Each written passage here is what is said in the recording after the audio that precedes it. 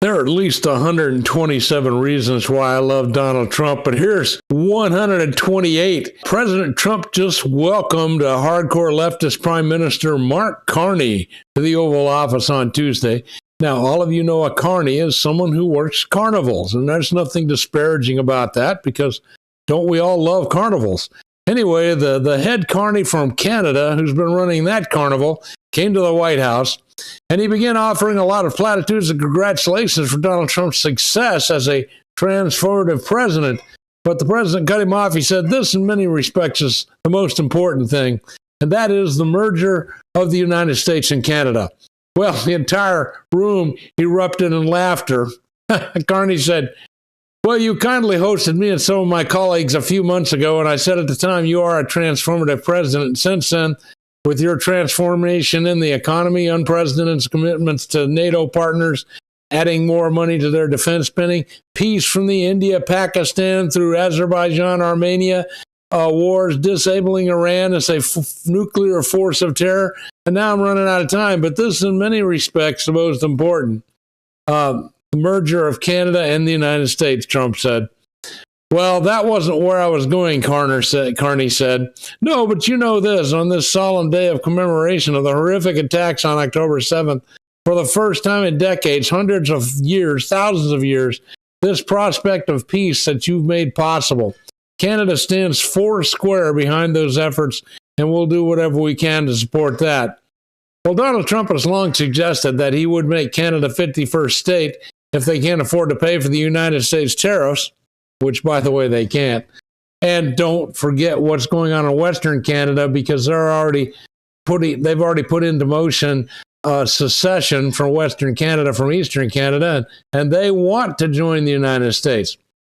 So it would appear that while he was only joking and attempting to strong-arm Canada's leadership, during an April interview with Time magazine, Trump said he's really not trolling about making Canada the 51st state and acquiring Greenland as a U.S. territory. These are big deals, guys. These will make a difference, but it will also improve the quality of the world. Trump said, I don't need anything from Canada. And I say this is the only way that this thing works for Canada is to become a state.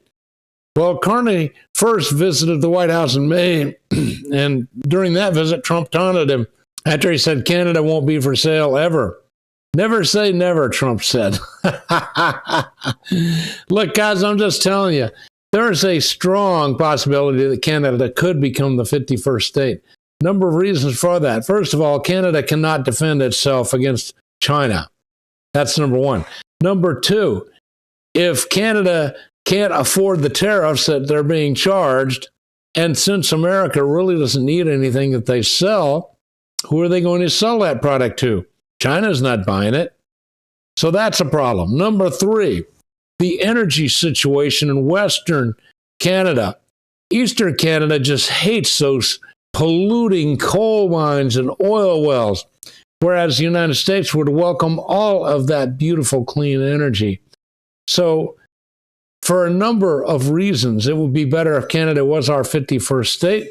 Yeah, Canucks still be Canucks, just like Wisconsins are still Wisconsins. But the point is, this solves a lot of problems for everybody. It also makes the United States a formidable juggernaut on the world stage.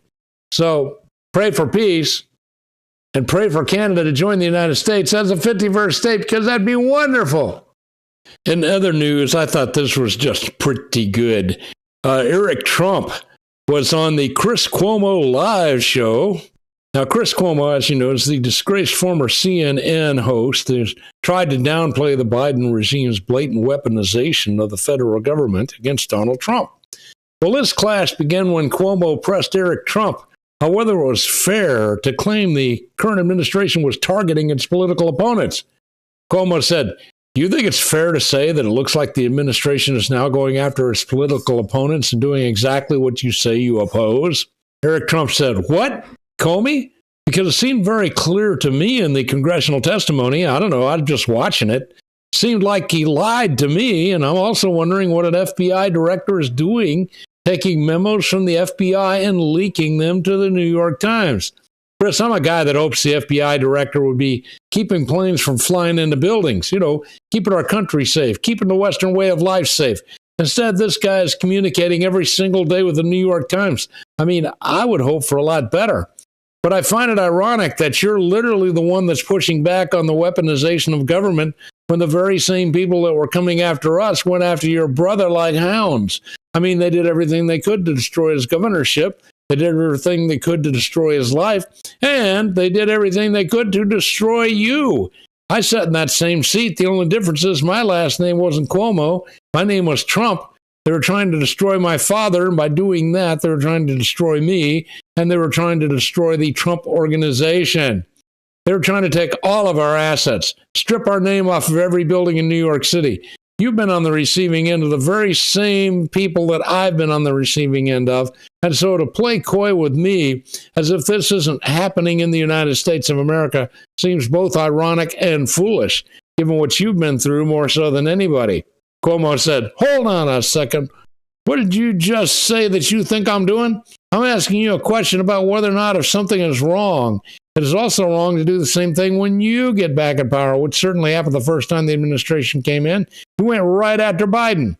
I don't mean you. You weren't part of the administration. I'll get you at a second term of what's going on right now. But if you think I'm playing coy, you don't know me as well as you should. I'm not playing coy. I know what happened to me. And I'm saying that what's happening now looks a lot like what was done to you. That's why I'm asking the question." Well, Eric Trump said, did we raid Biden's home? Did we try and bankrupt Biden? Did they come after us? Did they weaponize every attorney general, every district attorney against Biden?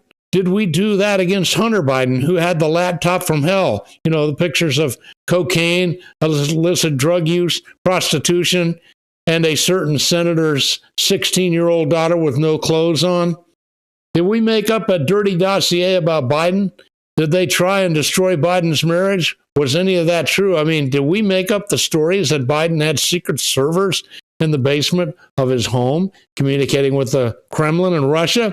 Did we strip Biden off the ballot in any of the multiple states? Did we take Biden off Twitter or Instagram or Facebook or try to silence his voice so he couldn't communicate? Did we put Biden in a courtroom every single day with 91 felony counts that have all been overturned from my father now? For nonsense to try and keep him off the campaign trail and try to destroy his life. Did we do any of that? Well, ladies and gentlemen, you know the answer, and so do I. All I can say is Eric Trump nailed it. Love that guy. Well, as you know, the Schumer shutdown continues, and they have continued an effort to steamroll conventional tactics and apply unprecedented innovation to running the federal government. Well, Donald Trump has decided he's going to take tariff revenue and steer it to the WIC program so that at least the children are going to get fed while the federal government has been shut down by Schumer and the other Democrats. The WIC program, even though its official name is the Special Supplemental Nutrition Program, SNAP, for women, infants, and children, was in potential danger of running out of cash during the Schumer shutdown. And Donald Trump said this is not acceptable. So on Tuesday, Carolyn Leavitt said Trump-style innovation is coming to the rescue. The Democrats are so cruel in their continual votes to shut down the government, they forced WIC for the most vulnerable women and children to run out this week. Thankfully, Donald Trump has identified a creative solution to transfer resources from Section 232 tariff revenues to this critical program. The Trump White House will not allow impoverished mothers and their babies to go hungry just because Schumer is playing political games. The tariff revenue will cover all of those costs. They're going to continue to hand out debit cards to low-income women to buy baby formula, eggs, fruit, milk, vegetables, and yogurt. The program cost $7.6 billion in 2025. Chump change in government speak. Trump's tariffs have brought in about $190 billion this year, much of it under Section 232, which allowed Trump to say they were imposed for national security reasons. And as often with Trump's unconventional approach to solving problems, CNN was able to find someone to question whether or not it could be done. Chris Towner, policy director for the Committee for a Responsible Federal Budget, questioned whether the move is even legal without Congress approving the spending. He said the problem is they don't have the money. And if Congress hasn't told him they can spend it, therefore, he shouldn't be able to do that, because the reason the Democrats shut the government down is we hate everybody, including the poor women. Well, CNN contacted the White House for a response, and they referred it to Ms. Leavitt's response, which is Donald Trump is doing what needs to be done. So even before the announcement leaking the tariff revenue with WIC, the Department of Agriculture told state agencies this week it would allocate up to $150 million in money to the state WIC agencies to cover any possible shortfalls. And that's because Donald Trump and Republicans care. We don't want to cause pain. The Democrats don't know how to do anything but cause pain. It seems that the biggest problem that most people are worried about these days is Donald Trump's tariffs are going to create massive inflation. It doesn't matter that the tariffs have been going now for several months and there is no inflation. It doesn't matter that people's wages are going up, but there is no inflation. It doesn't matter that costs are coming down on things like oil, gas, food. They still think it's going to cause inflation. Why do they think this? Well, I'll tell you why. ABC, CBS, CNN, NBC, MSDNC, NPR, PBS, and yes, even Fox News are continuing to go out there and spread fear and lies among the American people. Now, ladies and gentlemen, I am in the news business, and I believe we need to have news and information given to us in a clear, unbiased manner. Not for me, of course, because I'm telling you I'm biased. I'm a huge Donald Trump supporter, and I generally support the Republican Party. There is plenty of bias here. But nonetheless, these big broadcast entities need to have their broadcast licenses revoked, because it is in their charter that they must operate in the best interest of the American people. Yes, we want the news, but we don't need propaganda.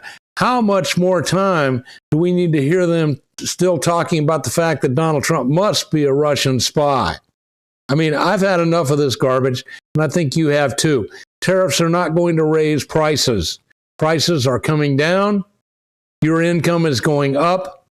This is a good thing.